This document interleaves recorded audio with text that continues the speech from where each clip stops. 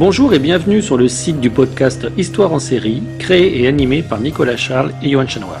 Au programme, une analyse des séries d'hier, d'aujourd'hui et de demain par les spécialistes des questions mobilisées par nos shows préférés.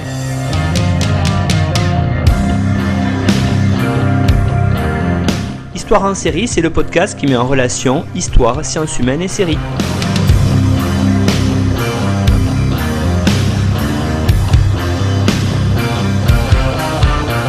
Bonjour à tous, bienvenue dans un nouveau numéro d'Histoire en série où aujourd'hui on va partir vers l'Espagne médiévale avec un des grands spécialistes de cette période-là en histoire, c'est Gabriel Martinez-Gros. Bonjour Gabriel. Bonjour Nicolas. Alors Gabriel, je vous remercie d'être avec nous pour venir parler d'une série qui est passée et qui est disponible toujours sur Amazon Prime, qui s'appelle El Cid. Vous êtes, Gabriel, professeur émérite à l'université de Paris-Nanterre et vous êtes un des spécialistes de l'Espagne médiévale, de cette Espagne qui est en contact avec le monde musulman, d'Al-Andalus. On va en parler tout le long et justement, ça va être un peu notre fil rouge aujourd'hui, cette Espagne-là qu'on peut apercevoir à travers cette série. Donc, El Cid, je l'ai dit, disponible sur Amazon Prime. Alors, vous pouvez la retrouver. C'est 10 épisodes donc sur 2 saisons, hein, chaque épisode faisant aux alentours à peu près de 60 minutes. Elle a été diffusée à partir de décembre 2020. La saison 2 est sortie en 2021. Et puis, pour celles et ceux qui sont sériphiles, peut-être et qui reconnaîtront le héros, s'ils n'ont pas encore vu la série, Jaime Lorente, qui est dans le rôle titre de Rodrigo Diaz de Vivar, qui est connu surtout pour son apparition dans le grand phénomène sériel espagnol de ces dernières années, La Casa de Papel, où il joue un des rôles titres. Alors, Gabriel, on va commencer cette émission peut-être par revenir quelque part sur ce que c'est le Cid, et en particulier ses origines, ses sources littéraires. Est-ce que vous pourriez nous en parler et en même temps, comme ça, on pourrait comprendre la place de ce personnage dans l'imaginaire collectif et culturel espagnol? Absolument Nicolas. Il faut peut-être dire en effet que le Cid, c'est d'abord une œuvre littéraire, c'est d'abord un nom. Ce nom vient sans doute de l'arabe, on l'a dit souvent, et il faut le répéter parce qu'il semble bien que ce soit la bonne étymologie. Cid viendrait de Saïd, qui veut dire le seigneur en arabe. Donc le Cid, c'est d'abord une chanson de geste, en fait, tout à fait équivalente à celle de Roland pour la langue française, et c'est le premier monument littéraire de la langue castillane. Il semble que ce cantar, c'est-à-dire cette chanson de geste, ait été écrite sous le règne d'Alphonse VIII de Castille, c'est-à-dire au tout début du XIIIe siècle, très curieusement, à peine quelques années avant la fameuse bataille décisive de Las Navas de Tolosa, qui assure à peu près définitivement la victoire du christianisme dans la péninsule ibérique sur l'islam. Donc, le Cid, c'est d'abord le personnage de le personnage principal, comme Roland l'est de la chanson de Roland, le personnage principal de cette œuvre littéraire qui aura un immense retentissement. Et cette œuvre littéraire, en fait, elle a fondamentalement un sujet qui est un sujet extrêmement médiéval, extrêmement seigneurial, extrêmement féodal. C'est celui du mauvais seigneur, en fait. Et le mauvais seigneur, c'est le roi, hein, c'est le roi Alphonse VI, qui chasse le Cid de sa cour, alors que le Cid avait toutes les raisons de faire ce qu'il a fait, c'est-à-dire demander au roi de jurer qu'il n'avait pas trempé dans l'assassinat de son frère, l'ancien seigneur du Cid, et le roi donc qui chasse le Cid, et le Cid qui ne trahit pas le roi, malgré toutes les avanies que le roi de Castille ou le roi de Léon, peu importe, on y reviendra, lui fait subir, le Cid reste fidèle. Et c'est cette fidélité très très féodale, évidemment, hein, que la chanson de geste exalte. Et puis c'est aussi, bien sûr, et ça deviendra aussi et surtout dans la pièce de Corneille qui sert de relais après Guillaume de Castro au début du XVIIe siècle, En Espagne, c'est notre Corneille national qui va donner aussi de toute son importance à travers sa pièce fameuse. C'est aussi l'histoire du rapport difficile, contrarié, avec son histoire d'amour avec Chimène, puisque, comme vous le savez, dans la pièce de Corneille, c'est une sorte de Roméo et Juliette, hein, c'est-à-dire que le Cid, Rodrigo et Chimène sont amoureux l'un de l'autre, mais ils sont éloignés l'un de l'autre par la querelle de leur père et aussi par le sens de l'honneur que l'un et l'autre ont pour l'illustration de leur lignée. Alors, Gabriel Martinez-Gros, avant de nous présenter cette situation politique complexe de l'Espagne chrétienne, peut-être une question autour de la présentation des différents personnages que l'on retrouve. On connaît bien sûr les grands héros, le Cid, qui c'est d'ailleurs ce Rodrigo Diaz de Vivar, la ville de Vivar, peut-être en parler. Vous l'avez dit, c'est un seigneur, mais qui protège une frontière, donc c'est un petit seigneur local. Voir comment c'est, et puis après, dont Huracan aussi, et puis d'autres grands personnages que l'on retrouve à la cour du roi. Alors, il faut avouer que cette Espagne du XIe siècle, tant du côté musulman, d'ailleurs, nous y reviendrons sans doute un peu tout à l'heure, que du côté chrétien, est extrêmement complexe d'un simple point de vue politique. Elle est d'abord, pour ce qui concerne l'Espagne chrétienne, probablement en plein essor, du moins en plein essor démographique et en plein essor de colonisation de terres jusque-là abandonnées.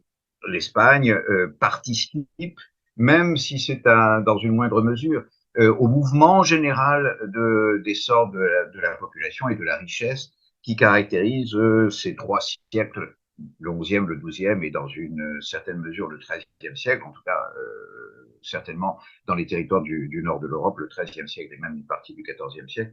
Donc c'est ces siècles qui caractérisent la grande révolution médiévale européenne. Mais politiquement aussi, la situation est extrêmement complexe. En fait, historiquement, depuis l'invasion arabe de 711, vous aviez en Espagne 2 noyaux de résistance chrétienne, au nord de la péninsule, bien entendu, un petit noyau qui correspond en gros à la Catalogne d'aujourd'hui et qui était très directement lié à l'Outre-Pyrénées, c'est-à-dire au royaume franc. Ce sont les Francs, en l'occurrence Pépin le Bref, Charles et son fils Charlemagne et Louis le Pieux, le petit-fils de Pépin, qui ont reconquis une partie du territoire espagnol, la Catalogne, qui a donc très rapidement échappé à l'islam. Et de l'autre côté, dans l'autre aile, c'est-à-dire l'aile nord-ouest qui correspond à la Galice, aux Asturies, au nord de l'Espagne, au nord de la Castille actuelle. Cette autre aile, elle est unie à partir du 8e siècle, quand elle sort de l'obscurité totale des sources, sous l'autorité d'un seul roi, un seul royaume qu'on va appeler de différentes manières entre le 8e et le 11e siècle, mais c'est toujours le même royaume. On l'appelle d'abord royaume des Asturies, puis on l'appelle royaume de Léon à partir du moment où sa capitale se déplace sur la meseta, sur le plateau castillan, donc à Léoné castillan, à Léon.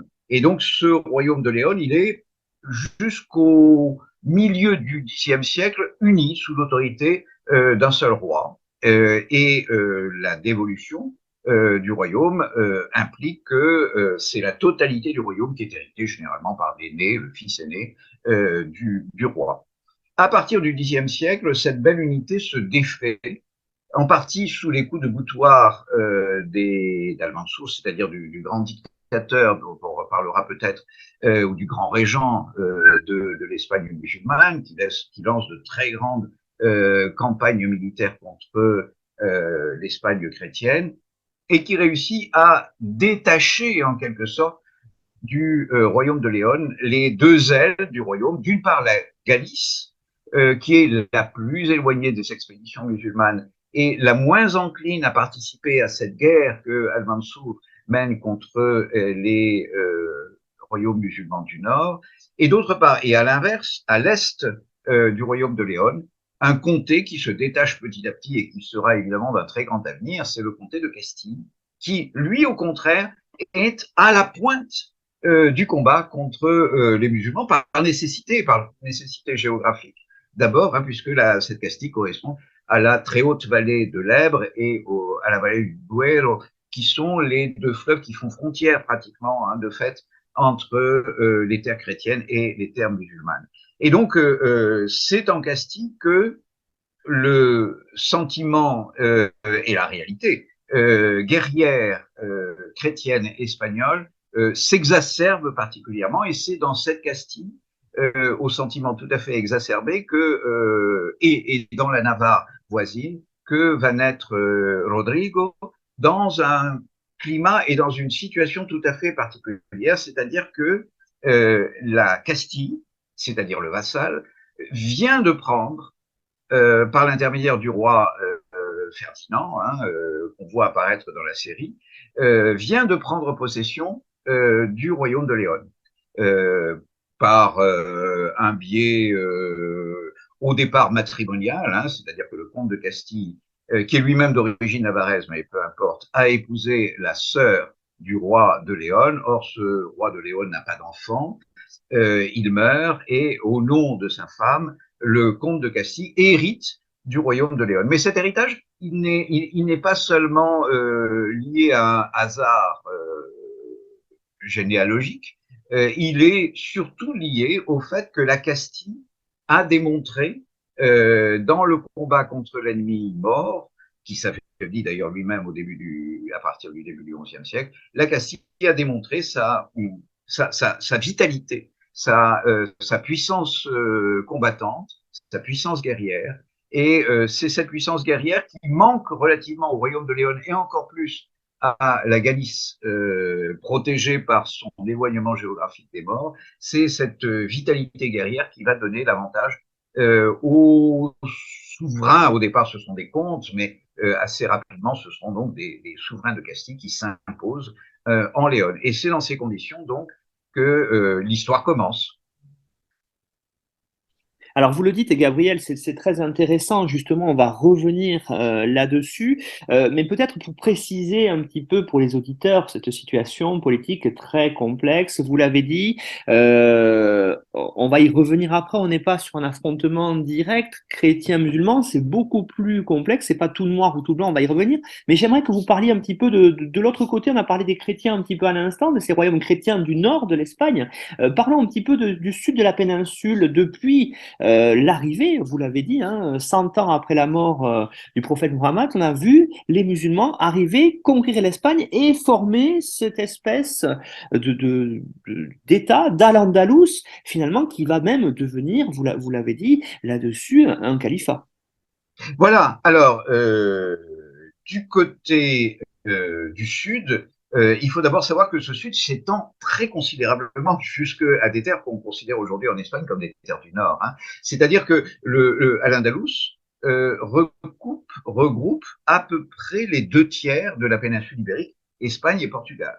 C'est-à-dire que la frontière passe entre Porto et Lisbonne, au Portugal, c'est-à-dire que Lisbonne est dans les terres musulmanes. Elle atteint donc les Duero, c'est-à-dire qu'elle passe non loin de Burgos, qui est la capitale du comté de Castille et qui va devenir plus tard la capitale du royaume de Castille-Léon. Elle atteint Saragosse. Saragosse est dans les terres musulmanes, et elle touche pratiquement, Andalous touche pratiquement aux Pyrénées, dans la région de Huesca. La Huesca est une ville encore andalouse, et puis la frontière retombe vers le sud, se replie vers le sud en Catalogne, puisque, comme on l'a dit, la Catalogne n'a pratiquement jamais été occupée par les musulmans. Alors, à l'intérieur de cet espace, qui est de loin le plus grand, de loin aussi le plus peuplé et le plus riche, bien sûr, il faut dire qu'il y a à peu près 3 à 4 habitants en Al-Andalus pour un habitant dans l'Espagne chrétienne. On peut estimer à l'époque du Cid la population de l'Espagne chrétienne, tout compris, y compris la Catalogne, à 1 million d'habitants peut-être, tandis que de l'autre côté, du côté andalou, il y en a entre 3 et 4 millions probablement. Alors donc cette cette Espagne musulmane, elle est dominée à partir du milieu du 8e siècle, c'est-à-dire quelques dizaines d'années après la conquête. Elle est dominée par une très grande famille d'origine arabe qui a régné sur l'ensemble de l'empire islamique au départ, la famille des Omeyyades, puis qui a été renversée par une famille rivale, celle des Abbassides en Orient, et qui s'est réfugiée en Espagne, ce qui permettra à cette famille, au début du Xe siècle, de reprendre, au moment où leurs adversaires commencent à faiblir en Orient, de reprendre le titre de calife, c'est-à-dire de chef de l'ensemble de la communauté musulmane, que ces Omeyyades avaient porté de toute façon en Orient, à Damas, au 7e et au 8e siècle. Donc c'est un pouvoir très important, c'est un pouvoir relativement riche, c'est surtout un pouvoir de très grandes ambitions.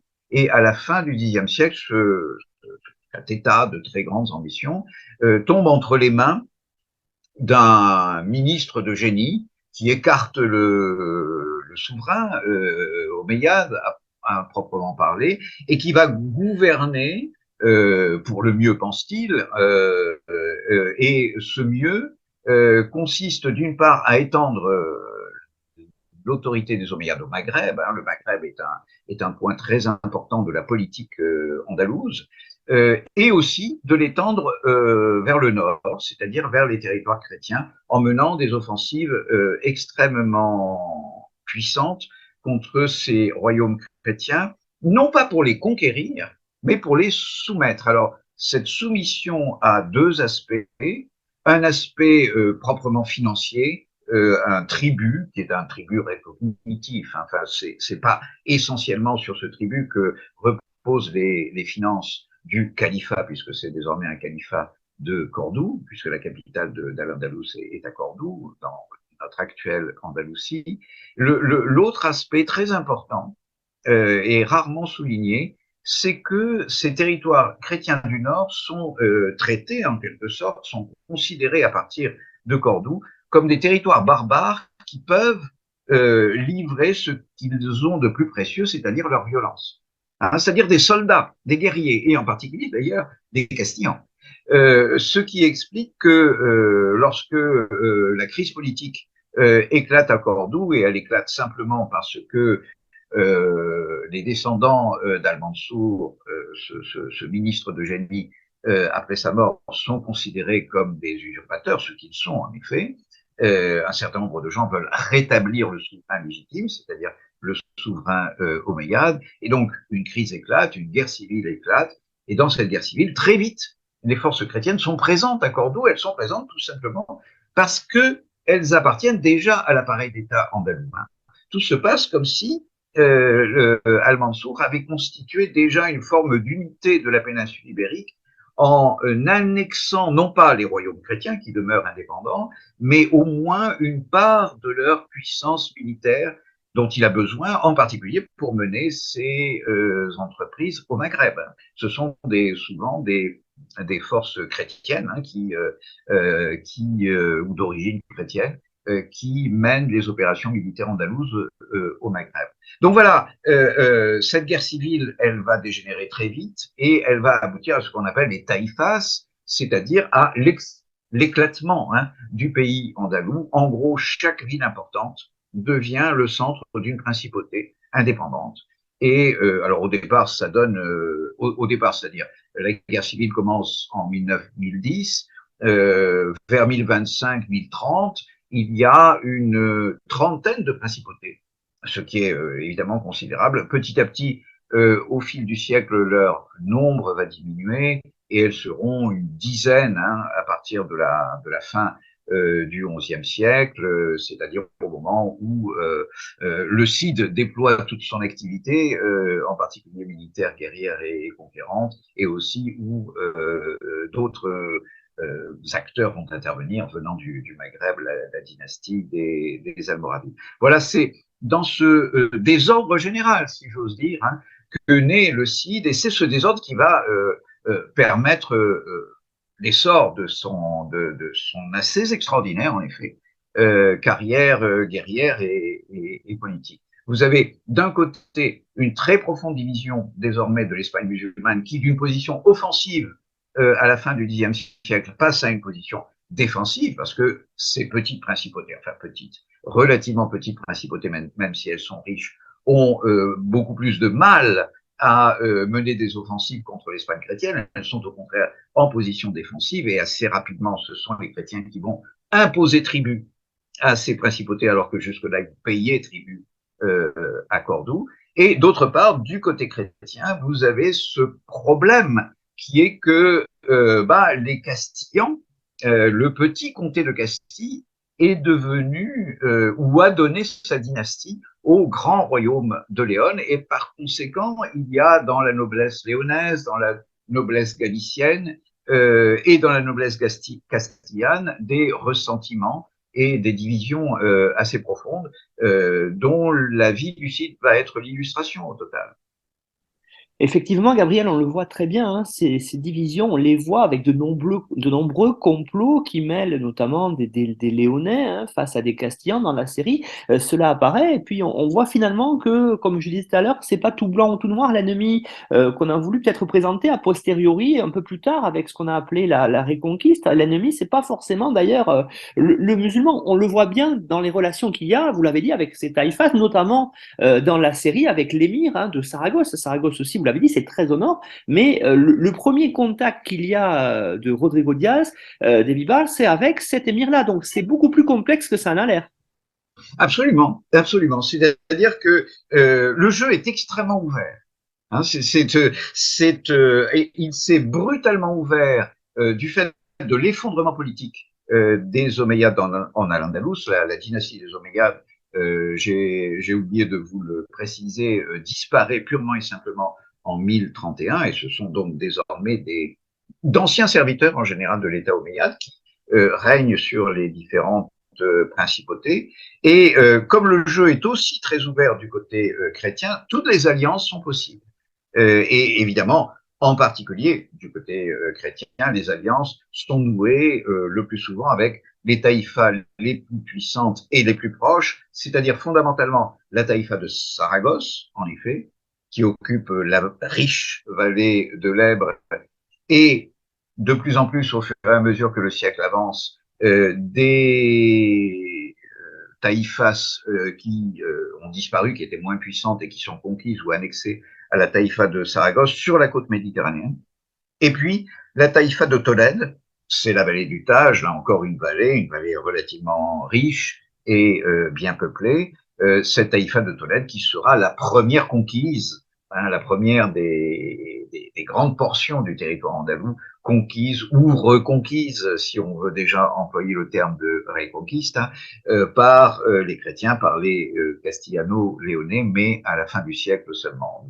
Nous avançons un peu plus vite que nous ne devrions peut-être. Hein. Pour l'instant, nous en sommes effectivement à la situation du milieu du siècle où naît le Cid. Alors il naît, on ne sait pas très bien d'ailleurs, en fait, il naît bien sûr à Bivar, c'est-à-dire en Castille, à l'avant-poste de ce qui avait été la ligne de défense chrétienne lors des expéditions d'Almansour à la fin du Xe siècle, vers 1043 ou 1045, on ne sait pas très bien, il va mourir en 1099, donc vous voyez, il meurt à 54 ou à 56 ans, et il naît donc au service des comtes, puis des souverains de la Castille, bien sûr, lui est parfaitement castillan, donc il fait partie des gagnants du jour, hein, sa famille, si j'ose dire, fait partie des gagnants du jour, fait partie de cette dynastie castillane qui vient de s'imposer dans le royaume de Léon,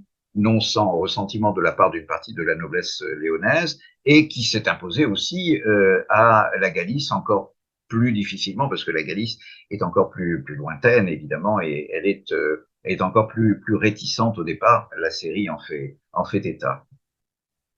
Alors, ce personnage, c'est intéressant, on le voit au tout début, et là, on le replace dans un contexte peut-être occidental un peu plus large de cette époque, vous l'avez dit en introduction, médiévale, féodale, on va dire. On voit le jeune Rodrigo qui arrive, qui va devenir écuyer, et petit à petit, qui va obtenir le fait d'être chevalier. Et ça, la série montre bien ça, que l'Espagne s'inscrit donc dans cet Occident médiéval chrétien. Voilà, à la fois par son explosion politique, parce que le détachement du comté de Castille vis-à-vis du royaume de Léon a évidemment, de l'autre côté des Pyrénées, son équivalent ou sa contrepartie, c'est l'éclatement du monde carolingien, hein, que vous retrouvez à la même époque, et la division pratiquement en principauté du royaume capétien qui, dans les terres de la Francie occidentale, c'est-à-dire de la France d'aujourd'hui, lui succède à partir de la fin du Xe siècle. Hein. C'est dans cet univers de principauté que naît aussi Rodrigue, et un univers où, au total, l'autorité propre de l'État, qui assurait l'autorité du roi, recule face aux liens personnels de fidélité. Hein, c'est tout le sujet, le thème, l'intrigue du cantar, c'est-à-dire de la chanson de geste du début du XIIIe siècle, mais c'est aussi très très probablement, en effet, ce qu'a vécu Rodrigo, c'est-à-dire la difficulté d'avoir plusieurs maîtres, le choix du maître, et la difficulté de reporter une adhésion, une amitié pratiquement, hein, personnelle sur un autre lorsque celui auquel vous étiez attaché s'en va, lorsqu'il est tué, en fait, comme ce sera le cas du roi Sancho pour Rodrigo. Et la difficulté donc de reporter sa fidélité sur le frère de Sancho, Alfonso, celui qui sera le roi Alphonse VI de Castille et Léon. Donc voilà, c'est effectivement un problème, presque un cas d'école de la féodalité occidentale, hein, c'est-à-dire tout repose sur la fidélité. Et donc, évidemment, les grands problèmes et les grandes histoires ne sont pas tant des histoires d'amour que des histoires de fidélité, ou du moins si ce sont des histoires d'amour, ce sont des histoires d'amour entre le maître et le vassal, hein, si j'ose dire. Oui, on va y revenir, hein. C'est vrai que c'est très intéressant sur ça parce qu'on va voir d'ailleurs l'idée, hein, Rodrigo avec Chimène, Chimène qui est la fille d'un comte, hein, mais on voit que le Oui, personnage principal féminin d'ailleurs dans la série peut-être, c'est l'infante Urraca qui véritablement, elle le dit je crois même à un moment donné, si elle avait été un homme, elle aurait gouverné de façon différente. On voit bien cette idée-là d'ailleurs dans la tradition peut-être espagnole.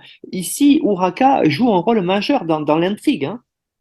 ah, tout à fait, tout à fait. Alors, il faut peut-être revenir pour plus de clarté sur la famille, dans laquelle se déploie l'intrigue de la série, et aussi l'intrigue en partie du moins, l'intrigue du Cantar, et des œuvres qui ont suivi, en particulier le grand relais en Espagne, c'est Las Mocedades del Cid, c'est-à-dire les enfances du Cid de Guillem de Castro dans la première moitié du XVIIe siècle.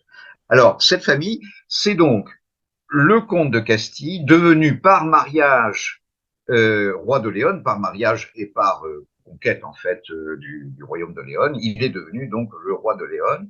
Et donc ce Marie Castillan et cette épouse léonaise ont 5 enfants survivants, 3 garçons et 2 filles.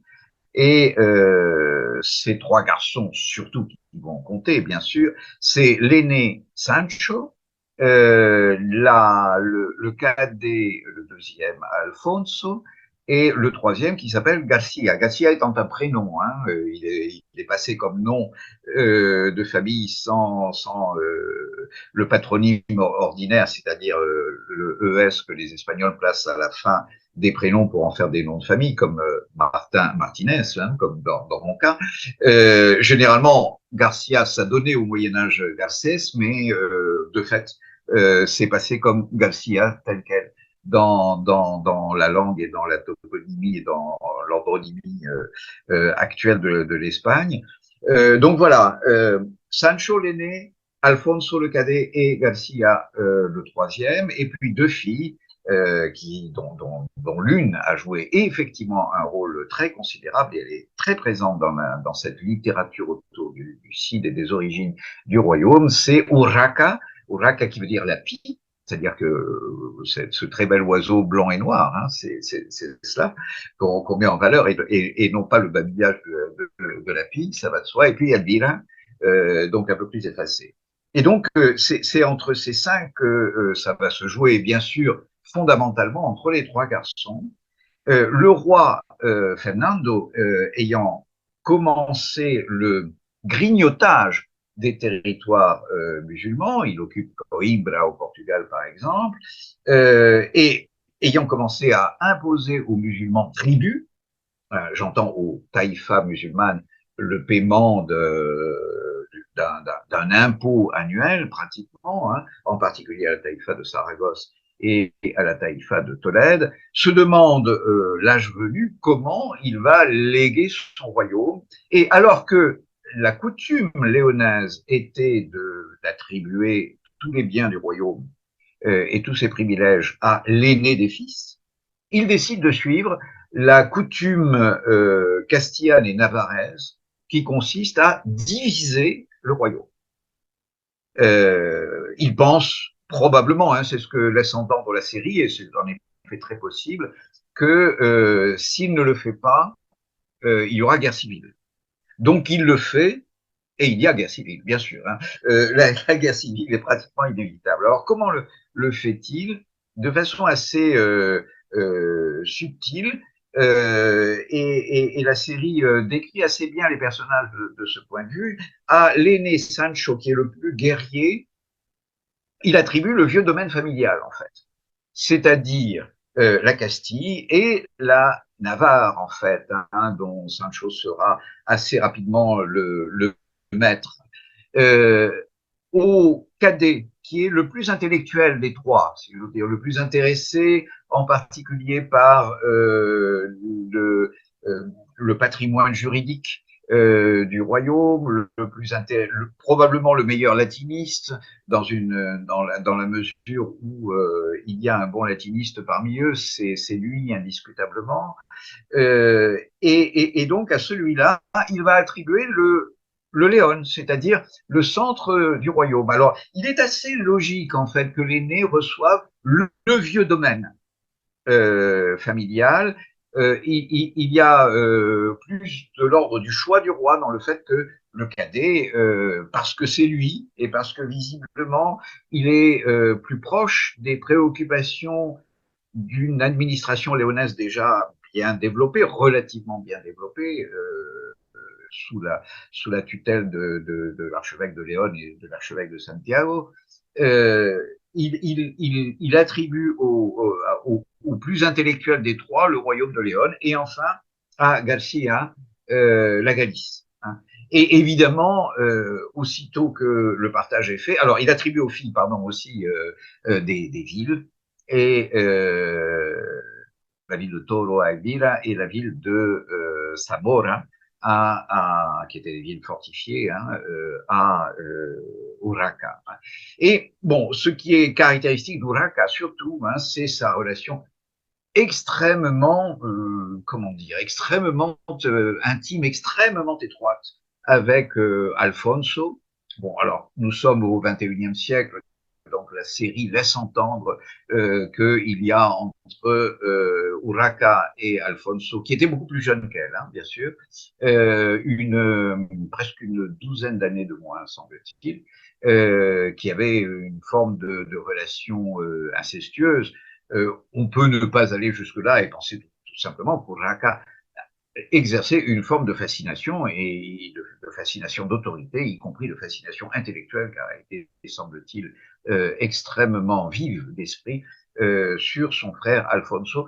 Et d'ailleurs, pratiquement, elle va l'exercer jusqu'à sa mort, jusqu'à une dizaine d'années avant sa mort. Ensuite, elle entre au couvent et elle se consacre à son âme. Mais jusque dans les années 1085-1090, Urraca sera une conseillère étroitement attachée au règne d'Alfonso, qui va se poursuivre très longtemps, puisque lui-même ne meurt qu'en 1109. Voilà le cadre. Effectivement, Urraca est un personnage que beaucoup ont détesté, bien sûr, hein, que beaucoup ont admiré, que beaucoup ont aimé. Alors, dès le 16e, 17e siècle, en tout cas, on établit entre le Cid et Urraca, ou le Cid et Elvira, l'une des deux filles, hein, d'une manière générale, de la descendance des rois, une relation intime, mais c'est probablement, en tout cas pour ce qui concerne la relation entre Urraca et le Cid, le fait qu'on rapproche les deux personnages principaux de l'histoire. D'autant plus que l'un et l'autre ne sont pas du même sexe, donc le rapprochement est quasi automatique, hein, aux yeux de ceux qui racontent les histoires, hein, bien sûr. Et finalement, la série du 21e siècle a repris tout simplement, est entrée tout simplement dans le sillon de ceux qui avaient raconté cette histoire depuis le XIIIe siècle.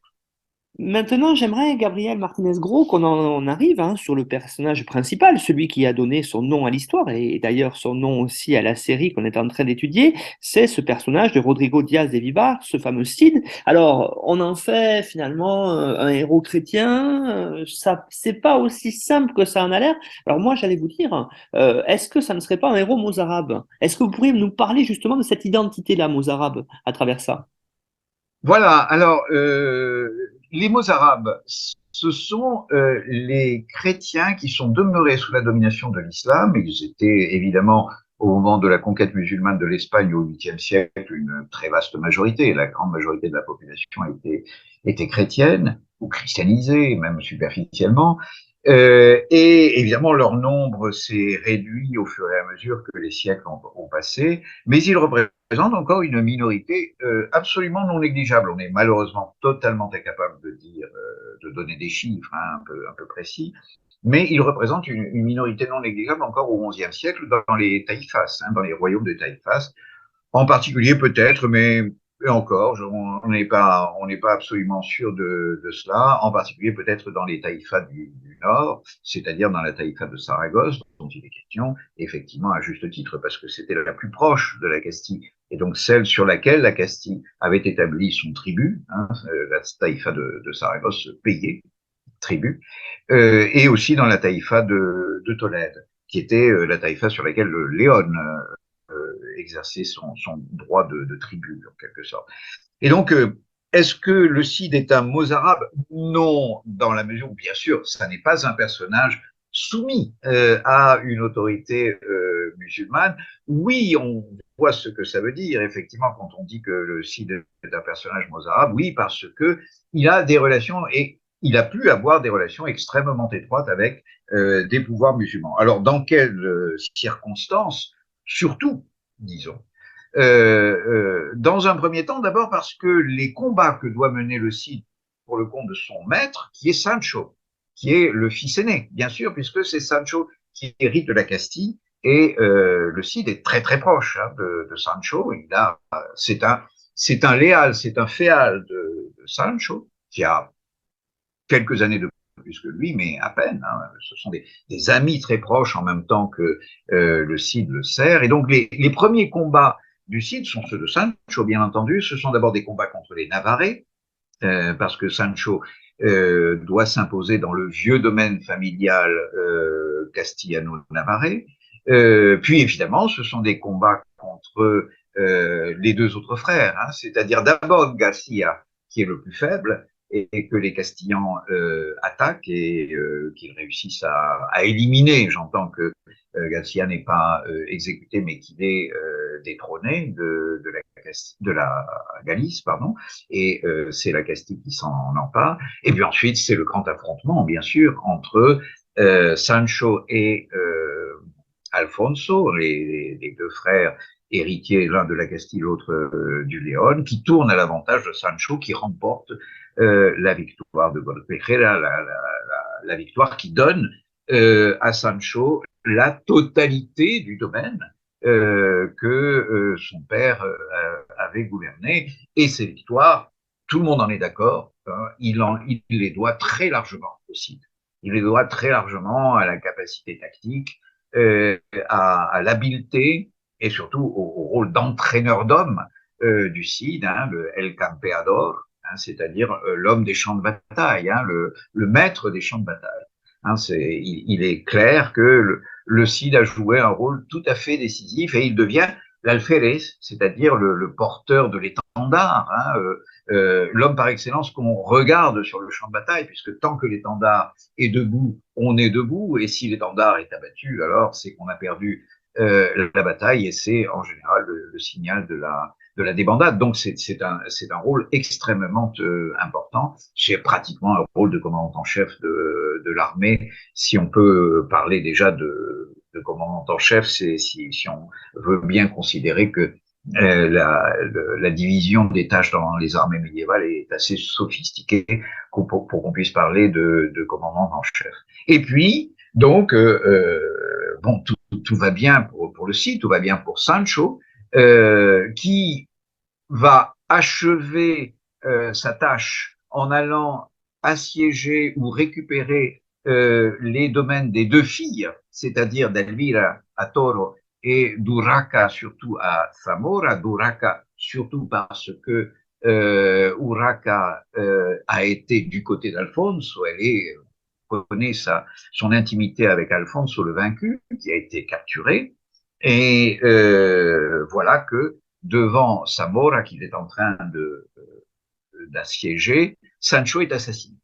Il est assassiné, enfin il est tué par un chevalier très proche d'Urraca, Garcia Bellido. Et donc l'idée, évidemment, c'est que ça va de soi, c'est que c'est Urraca, voire Alfonso, qui s'est échappé de sa prison de Burgos pour se réfugier à Tolède, précisément chez les musulmans. Ce sont eux qui ont inspiré le crime. Parce que va-t-il se passer? Sancho n'a pas d'enfant, en fait, et donc c'est tout naturellement à son frère, Alfonso, le vaincu et l'exilé, que va revenir la totalité du royaume. Et donc, tous ceux qui ont fait serment de fidélité à Sancho doivent désormais faire serment de fidélité et d'allégeance à Alfonso, qui était leur ennemi de la veille, et c'est donc le cas du Cid, hein, au premier rang, puisqu'il était le premier des serviteurs de Sancho. Et donc là se produit la scène fameuse, hein, c'est-à-dire qu'au moment de prêter allégeance, le Cid demande à Alfonso de jurer qu'il n'est pour rien dans l'assassinat de son frère.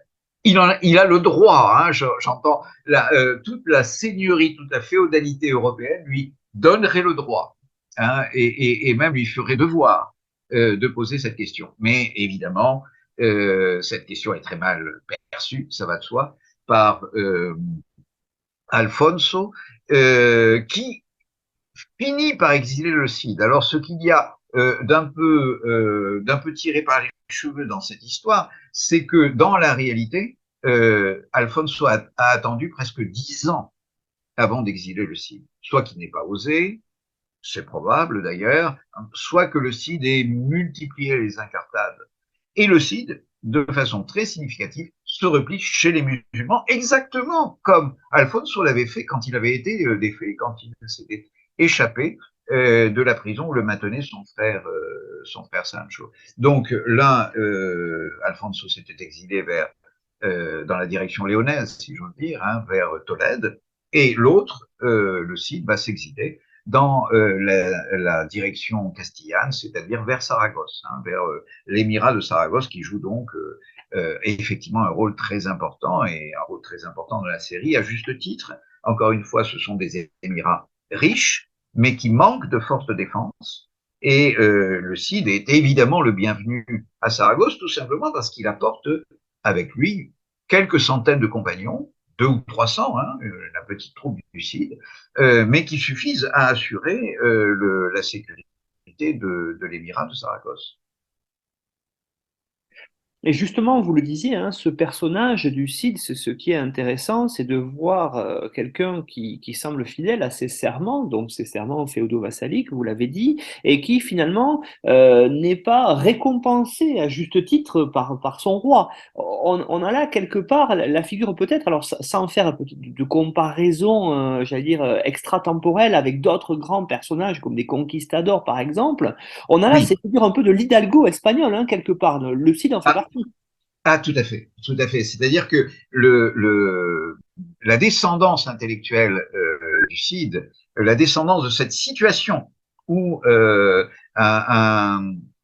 un vassal en réalité fidèle est mal récompensé par le roi, sera par excellence celle des conquistadores de l'Amérique et en particulier de Cortés. De loin le plus populaire des deux, j'entends les deux grands, c'est Cortés pour le Mexique et Pizarre pour le Pérou.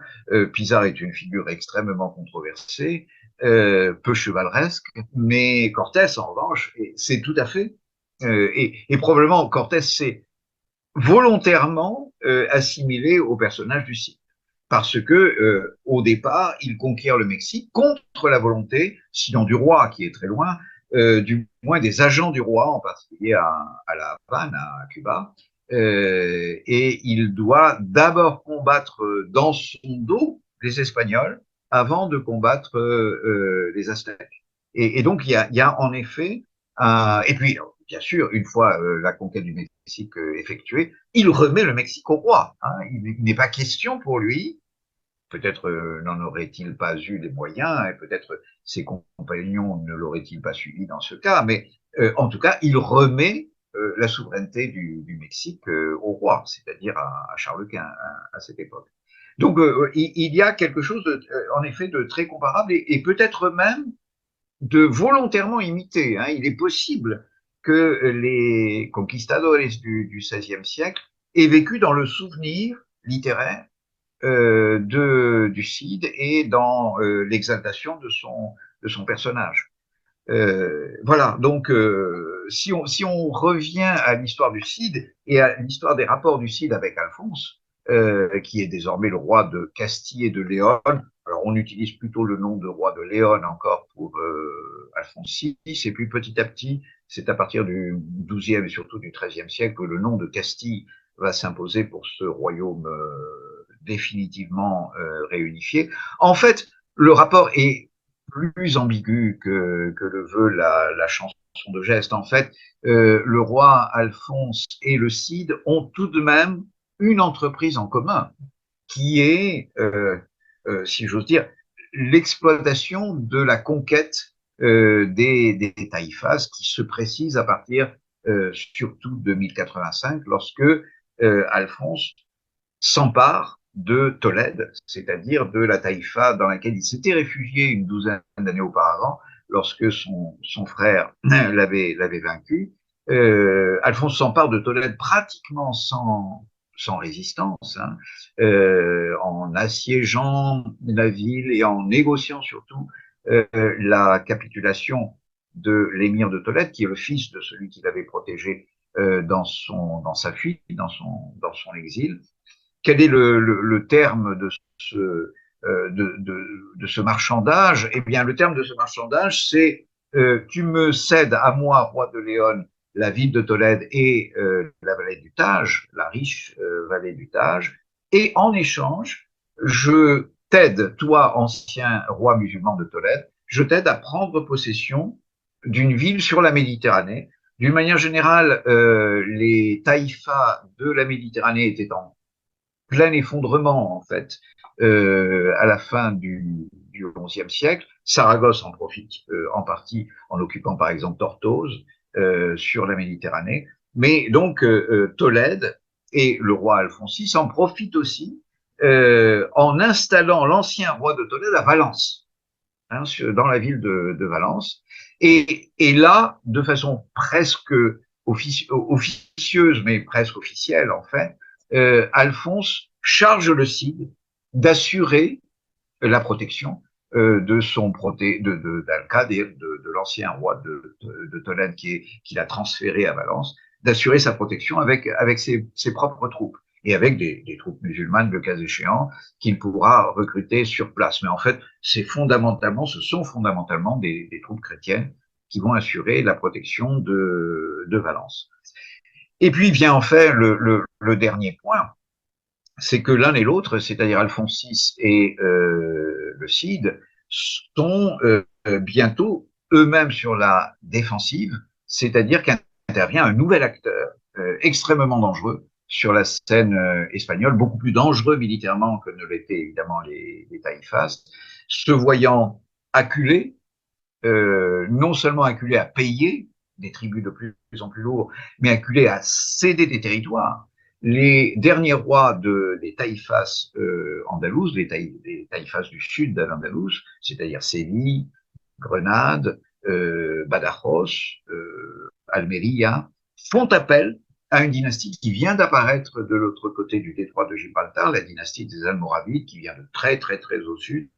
Elle vient de notre actuelle Mauritanie, hein, des lisières du Sahara. Et cette dynastie qui vient de conquérir peu à peu le Maroc, de prendre la place des Omeyyades d'ailleurs au Maroc, cette dynastie accepte d'intervenir en Espagne et en 1086, l'année qui suit la prise de Tolède par les Castillans-Léonais, par les chrétiens, cette dynastie des Almoravides inflige une très grave défaite au roi de Castille-Léon, c'est-à-dire à Alphonse VI. Hein. Voilà, à partir de là, Alphonse et le Cid ont tout de même partie liée. Hein. Ils ont partie liée parce que ils sont l'un et l'autre sous la pression des Almoravides. La tâche du Cid étant non seulement de défendre Valence, mais de défendre la route méditerranéenne qui permettrait aux Almoravides d'atteindre la taïfa de Saragosse. C'est-à-dire que Saragosse et Valence sont en fait toutes les deux sous la protection du Cid, et c'est une protection qui va se révéler efficace parce que, alors que Alphonse accumule les défaites, ça aussi, ça fait la substance de la chanson de geste, hein, Alphonse accumule les défaites face aux Almoravides, le roi, le seigneur ingrat accumule les défaites parce qu'il y a une forme de justice immanente, le Cid, lui, au contraire, réussit à vaincre les Almoravides devant Valence, et jusqu'à sa mort, en 1099, les Almoravides, non seulement ne réussiront pas à s'emparer de Valence, mais par là même, ils ne réussiront pas à remonter le long de la côte méditerranéenne pour s'emparer de la taïfa de Saragosse, qui est la seule taïfa qui résiste à leurs assauts, et évidemment, non pas tant à cause de ses propres forces militaires que à cause de la protection que le Cid assure à la route méditerranéenne qui permettrait aux Almoravides de s'emparer de Saragosse. Donc il meurt en 1099 et la légende veut que Chimène ait protégé sa femme, donc, et protégé Valence pendant encore 3 ans avant d'abandonner la ville aux Almoravides en bon ordre, et que à une occasion au moins, l'histoire est invraisemblable, hein, bien sûr, je n'ai pas besoin de vous le dire, elle aurait remis sur selle le cadavre du Cid pour effrayer les Almoravides, et à la vue du Cid qu'il croyait mort et dont il découvrirait qu'il est encore vivant, les Almoravides se seraient enfuis. Bon, pardon. Bien sûr, l'histoire est absolument invraisemblable, je n'ai pas besoin de vous le dire. Et donc, Valence est finalement évacuée en 1102 et elle ne sera définitivement reconquise par les Aragonais, d'ailleurs, c'est-à-dire les Catalans, si vous préférez, en d'autres termes, qu'en 1238, c'est-à-dire presque un siècle et demi après. On en arrive, Gabriel Martinez-Gros, au bout de cette émission. J'avais une dernière question à vous poser, celle de la science à l'époque, et ça, je pense qu'on peut le voir aussi sur les avancées technologiques. La série le montre peut-être assez bien. On voit bien, par contre, que du côté musulman, il y a une certaine avance. Je pense par là même au personnage du médecin qui sert aussi d'ambassadeur, qui vient soigner les chrétiens là-dessus. On voit bien que cette Al-Andalouse musulmane est quand même un pôle de culture et de science par rapport à l'époque, un nord chrétien qui paraît un peu plus en retard en tout cas.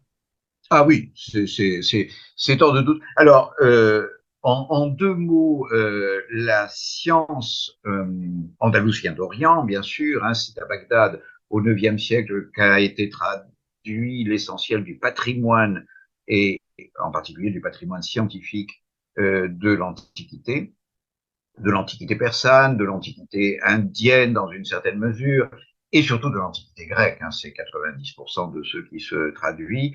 Et donc, les sciences mathématiques, philosophiques et médicales sont effectivement en place dans le monde musulman à partir du 9e, 10e siècle, et elles sont littéralement achetées et importées par le pouvoir andalou au moment de sa plus grande puissance, parce que ces sciences sont devenues une des illustrations d'un pouvoir souverain, d'un pouvoir de souveraineté étendue, d'un État universel, puisque le califat de Cordoue prétend à une universalité de pouvoir et d'autorité sur l'ensemble du monde musulman. Et donc ces sciences font absolument partie des illustrations nécessaires de ces pouvoirs universels, d'où le fait que Al-Andalus, assez tardivement, pour l'Orient j'entends, hein, à partir du Xe et du XIe siècle surtout, est en effet un des très grands foyers intellectuels du monde musulman, et qui plus est, chacune des taïfas choisissant une des disciplines du savoir pour s'illustrer, puisque ces rois des taïfas ont la même pratique et la même morale politique que le califat qui avait précédé, c'est-à-dire qu'il faut s'illustrer intellectuellement. La taïfa de Saragosse, donc celle vers laquelle le Cid se rend, c'est illustré surtout dans le domaine des mathématiques, de l'astronomie, et bien sûr de la médecine.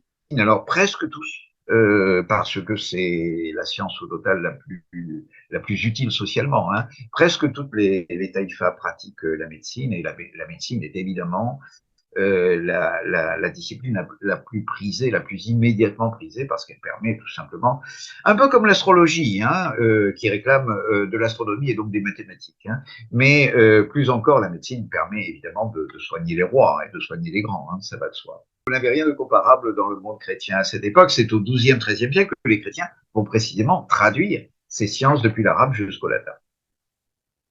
Merci beaucoup Gabriel Martinez-Gros pour cette présentation de la série donc El Cid, hein, disponible sur la plateforme Amazon Prime, 2 saisons, 10 épisodes, on l'a dit, en gros d'une heure chacun, qui retrace une partie, on n'est pas encore arrivé au bout, hein, de la vie en tout cas de Rodrigo Diaz de Vivar, et donc vous nous avez permis de nous rendre dans cette Espagne, hein, du Moyen-Âge, Espagne très complexe, et j'espère que les auditeurs et les auditrices, grâce à vous, ils verront un peu plus clair dans cette complexité politique, religieuse, voire même, vous l'avez dit, hein, technologique et scientifique. Un pays en tout cas qui est en plein développement et qui, vous l'avez dit, hein, après ces épisodes-là, va se tourner vers d'autres conquêtes. Mais ça, j'allais dire, c'est une autre histoire, et c'est d'ailleurs d'autres séries. Hein. Une série est sortie il n'y a pas longtemps d'ailleurs, disponible sur M6, sur Cortés, va se tourner vers la conquête donc des nouveaux territoires et ce qu'on a appelé les grandes découvertes, avec l'autre partie de la péninsule, les Portugais. Merci beaucoup Gabriel Martinez-Gros, et puis à bientôt, j'espère, peut-être une autre série. Au revoir. Mais bien sûr, au revoir.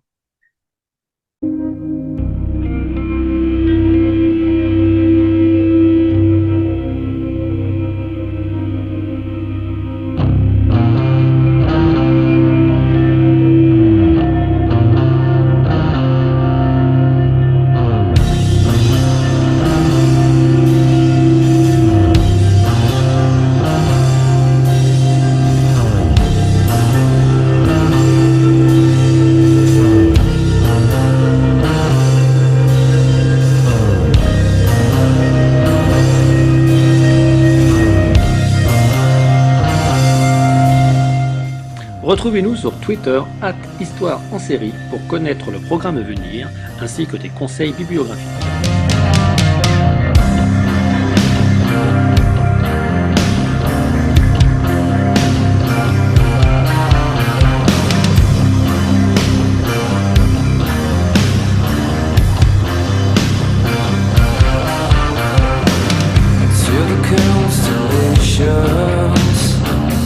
Trouble not just to clear.